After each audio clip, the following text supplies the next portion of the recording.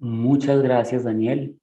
Muchas gracias también a Aldo, al CELEI y a todas las corporaciones, voy a decir corporaciones, universidades y instituciones vinculadas a la organización de este evento, y les agradezco mucho también su invitación. Voy a compartir pantalla para hacerles una breve presentación de los contenidos de esta ponencia que ya están viendo mi presentación. ¿Alguien me puede confirmar, por favor? Sí, ya se está viendo. Gracias, Daniel. Listo. Perdón, voy a iniciar. Arranco desde el final. Este sería más o menos el esquema general de esta presentación, y para hacerla quisiera un poco también contextualizar desde un punto de vista del lugar de enunciación, que para mí es un concepto bastante interesante, tomado prestado por la teoría decolonial, del giro decolonial, del feminismo, y que de alguna manera logra establecer este giro contextual que yo creo puede identificarse en esa aproximación, y que consiste justamente en determinar desde dónde se está hablando. Y particularmente en mi caso, ustedes ya vieron en la presentación que hizo Daniel de mi perfil, yo estoy, digamos, de una manera, voy a decirlo en términos glisantianos, acriollizado por una cantidad de disciplinas y más bien por un pensamiento indisciplinado, y que parte particularmente de la filosofía, pero que permanentemente está yendo a otros lugares, errando por varios lugares, y uso también esta palabra de manera intencional porque de alguna manera inspira también mi intervención el día de hoy. Entonces, este es el esquema general.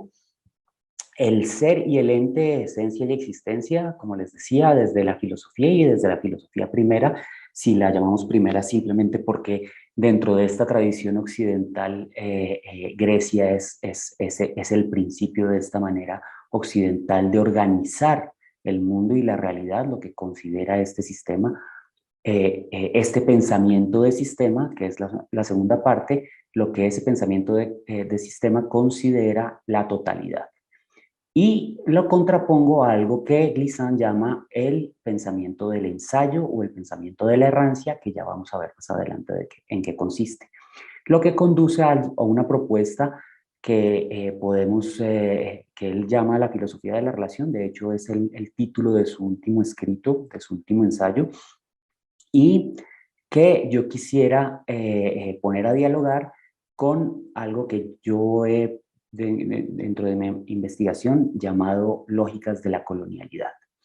Para esto, y gracias también a la doctora Marina, tenemos un trasfondo bastante amplio sobre lo que es este giro decolonial, y yo quiero instalarlo específicamente en este programa de investigación, como lo llama Arturo Escobar, el programa de investigación Modernidad-Colonialidad, esto dicho como una unidad. Modernidad-colonialidad es un binario que es inseparable para estos autores, y que por lo tanto tiene un momento prospectivo, que es al que yo pretendo contribuir, que es el de la decolonialidad.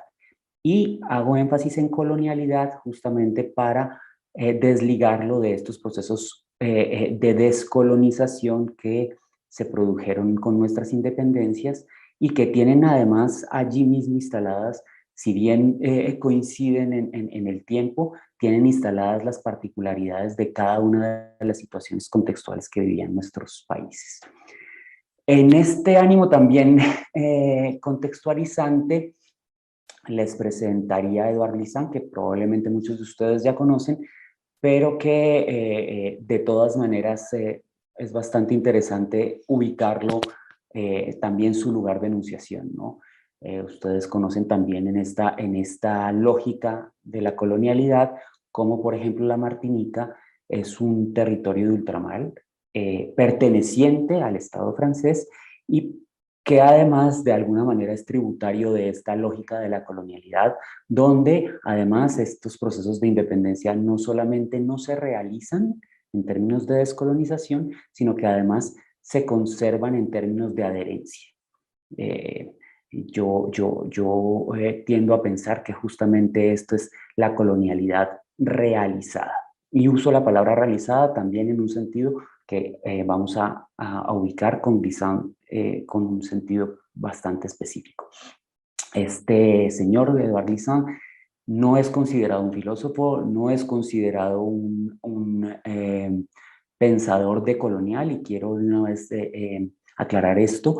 La decolonialidad pues obedece obviamente a este movimiento prospectivo del programa de investigación, pero Edouard Glissant ha apoyado en muchos casos las reflexiones de muchos de estos autores, y particularmente pienso hoy a quien me lo presentó por primera vez, que es Walter Mignolo, quien, por ejemplo, utiliza el término de pensamiento de fronteras desde este pensamiento nuevo de fronteras que propone Glissant. Y muchos otros conceptos pueden tener relación con esta propuesta de Glissant, y a partir de allí fue que yo empecé a reflexionar quisiera decir pero justamente leyendo a Glissant. El punto de partida, entonces, es desde la filosofía, y desde esta filosofía o pensamiento de sistema, en Aristóteles, que probablemente es quien más ha determinado, y yo diría sobredeterminado, el pensamiento occidental. Este establecimiento clarísimo entre la esencia y la existencia, y cómo esa existencia se verifica en unas categorías que se le atribuyen a algo que él llama el ser, ¿no? Y a lo cual nosotros somos perfectamente tributarios, y que nuestras lenguas están perfectamente ancladas en esta lógica, ¿no? El ser como sustancia, cantidad, calidad, relación, pasión, posición, acción, tiempo, lugar y estado. Y todas esas categorías pueden predicarse de ese ser, ¿no? Entendiendo en ese ser que se vuelve existencia o ente en la sustancia, ¿no? Y que de la sustancia, de esa sustancia que es de la cual se predican todas las otras categorías. Sin embargo, la propuesta de Glissant lo que hace, y aquí probablemente ese es su gran aporte, y yo creo no tan pensado, ustedes van a encontrar trazos de esta propuesta solamente en el pensamiento y por influencia, más bien por confluencia, de Deleuze y Guattari, y después en la Edad Media, con poco suceso, hay un filósofo que se llama Durand de Saint-Pourçain, que también habló de esta posibilidad de sacar del ser, de este sistema, perdón, de las categorías, la relación. Y él pensaba que en vez de un ser, estábamos hablando de un ente con otro. Glissant lo va a decir, el ser como estando. El ser como ente, yo hago una traducción bastante literal de la frase, y dice el ser como estando, como en gerundio, ¿no? Y me parece bastante interesante utilizar el gerundio allí, porque justamente se pierde esta calidad de predicación, y también la definición conceptual o la nominalización de ese ser. Lo que hace Glissant, y trato de mostrarlo en este esquema, es que saca la relación de esas categorías y hace que la relación sea, vamos a ponerlo en estos términos, aun cuando probablemente él no lo diría de esta manera, sería el primer paso de este viaje que él nos propone en términos de pensamiento. La relación está antes del ser. Y después él va a definir la relación, más adelante se las voy a presentar, como todos aquellas situaciones más bien todas las diferencias que se pueden presentar sin excepción alguna. Y esto no está supeditado ni siquiera al tiempo, ni al lugar, ni a la posición, ni al estado, ni a la pasión, ni a la acción, ni a la calidad, ni a la cantidad. Lo que él está diciendo es que, y esto es otro concepto que él propone, el todo mundo es todas las cantidades de relaciones de entes que han existido, existen y existirán. Y con esos términos, probablemente, y de allí se desprende, es que esas relaciones, esas diferencias, no pueden ser determinadas en lógicas de, otra vez, pensamiento de sistema, de identidad.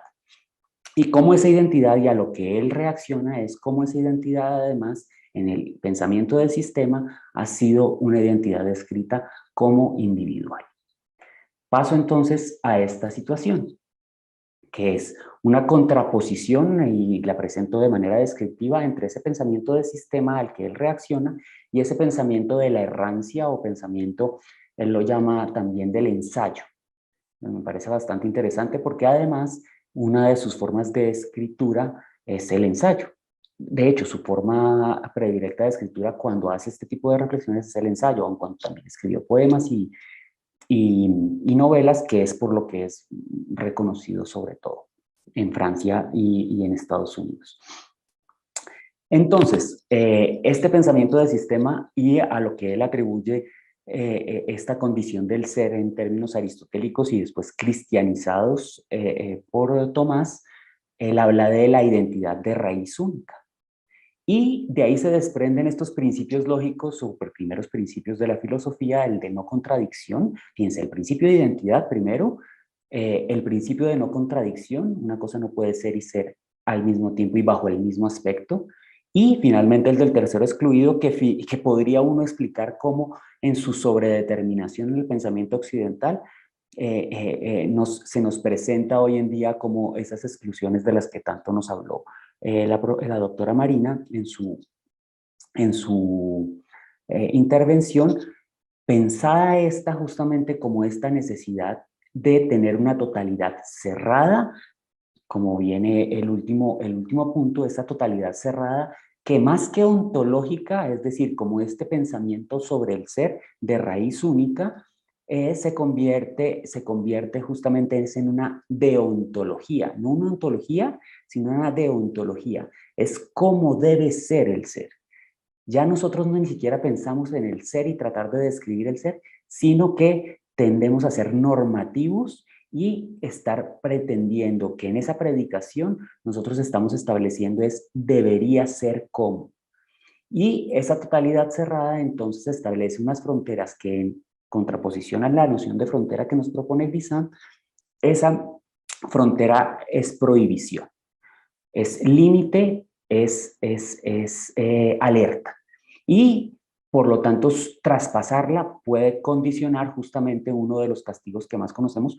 Puede ser la exclusión, puede ser la periferia, puede ser la subalternización, puede ser el ninguneo, y todas estas formas que nosotros podemos ver verificadas en esto que Marina nos habla de la exclusión.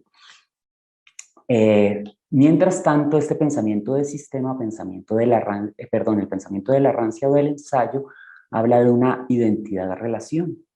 Es este momento en el que, estando, y otra vez utilizo el gerundio, en el que podemos hablar de rizoma. Aquí hago una pequeña anotación, espero no estar tardándome mucho, pero rápidamente el concepto de rizoma es atribuido a Deleuze y Guattari en su libro Mil Mesetas. Sin embargo, les cuento, esto es otra de las situaciones de las lógicas de la colonialidad. Este autor, Edouard Glissant, quien fue amigo de ellos dos y que compartió muchos momentos, tienen un ensayo bastante anterior a este Mil Mesetas de Deleuze y Guattari, donde ya está hablando de esta identidad de relación, donde está hablando de esta identidad que no tiene raíz única y que probablemente en esas conversaciones podríamos hablar que aquí no hay una influencia de unilateral, sino probablemente más bien errancia de conceptos y de conversaciones que produjeron en Deleuze y Guattari este concepto de rizoma, y que retoma Glissant en ese libro que les estoy mencionando de la filosofía de la relación, diciendo que esta identidad rizoma justamente es el momento de los arraigos solidarios, de estos encuentros no previstos de antemano, de estas, digamos, aserciones o constataciones, probablemente que en los últimos tiempos nosotros hemos tenido de manera mucho más radical, de nuestra realización de que no podemos controlarlo o preverlo todo y que la pandemia nos puso en ese lugar, ¿no? En esa situación de incertidumbre. Y por tanto, esta totalidad, señor. Tenemos 5 minutos más. Sí, ya voy cerrando. Esto nos conduce entonces a una apertura a esa incertidumbre y esa totalidad incierta. Entonces usa las fronteras, usa los archipiélagos, como él llama él, uno de sus pensamientos, como estos momentos en donde la apertura es posible y esa totalidad jamás puede estar cerrada, y que son las fronteras las que producen nuevos sentidos. Entonces, digamos, aquí es una traducción libre y por eso puse el texto original. El pensamiento de la rancia no es el pensamiento perdido de la dispersión, sino el de nuestros encuentros no pretendidos, de antemano, a través del cual migramos de los absolutos del ser a las variaciones de la relación, donde se revela el ser como ente, la indistinción entre ser y substancia, entre permanencia y movimiento. La errancia no es exploración colonial o no, ni abandono a la dispersión. Ella, la errancia, sabe permanecer inmóvil y llevar. Esta es la forma en que él describe. Como ustedes ven, siempre hay un tono poético en su forma de expresar. Y parto acá entonces para esto que yo he llamado las lógicas de la colonialidad y que probablemente ustedes van a identificar inmediatamente. Yo diría que más que de la colonialidad tienen que ver con ese pensamiento de sistema, pero que para nuestros propósitos de pensar la decolonialidad resultan bastante interesantes. La inclusión-exclusión, perdón, ahí la falla ahí en el tipeo, parte justamente de ese concepto de totalidad cerrada, que extiende invitaciones de pertenencia en términos de reconocimiento. Fíjense que el reconocimiento también es un gesto transitivo. Quien reconoce es la persona que considera que tiene el poder de hacerlo. Y el reconocido simplemente recibe ese reconocimiento casi como un favor. Si nosotros pensamos en esa totalidad cerrada, eso permite que, y le antecede además es su presupuesto, la inclusión y la exclusión. Solamente pertenecen a esa totalidad quienes cumplen con la norma que se instala de manera prescriptiva y previa para que tú puedas pertenecer. Y solamente con esa caracterización te atribuyo el carnet de pertenencia. Mientras que si tú no estás allí, no haces parte, entonces estás condenado a la exclusión y por lo tanto ese hecho de no pertenecer finalmente es lo que constituye lo periférico, lo ninguneado y todas estas formas, digamos, despectivas o de desdén que tenemos frente a eso que no se nos asimila en estas lógicas, por ejemplo, en este pensamiento de la identidad, y que se ve verificado en ese tercero excluido del que les mencioné anteriormente.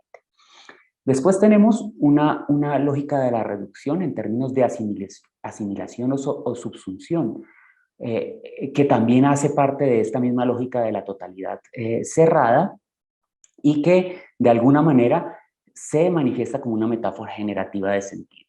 Solamente si yo cumplo los estereotipos, esas normatividades que definen esa totalidad cerrada, entonces frente a la diferencia, lo que yo hago es que reduzco en términos de asimilación, incluso de simetrización, y yo lo voy a decir en términos de la Revolución Francesa, de igualdad.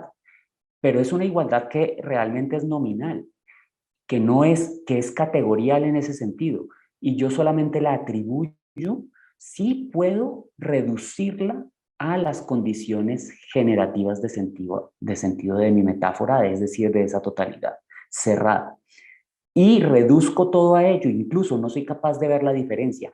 Por ejemplo, cuando nos aproximamos a las lenguas en algún momento, en ese momento colonial, llamadas con desdén dialectos, si cumplían la sintaxis, podían ser denominadas lenguas, la sintaxis prevista, mientras que si no la cumplían, entonces eran marginalizadas o miradas con desdén, ¿no? Y finalmente, y este es el que me parece un poco más interesante, está anclado en un paradigma de la guerra, es la sobredeterminación del polemos, de la contradicción inmediatamente, y esa es la manera que incluso la academia está llena de esto, cuando vamos a defender nuestras posiciones, tenemos debates, todo lo reducimos a una lógica específica de confrontación, muy dialéctica en el sentido hegeliano, de que tenemos que el resultado o la transformación se produce solamente en una confrontación que puede producir sentido. Así las cosas, y para cerrar, entonces la filosofía de la relación, antes que el ser, está pensando en el estar y en el estando, diría yo, como gerundio. Y la relación entonces sería la cantidad realizada de todas las diferencias sin ninguna excepción, más allá incluso de las categorías que define Aristóteles. Creo que con esto termino y estaría abierto a responder las preguntas. Desafortunadamente no hay tiempo para ahondar en cosas, en varias cosas, pero de pronto con las preguntas podemos aclarar.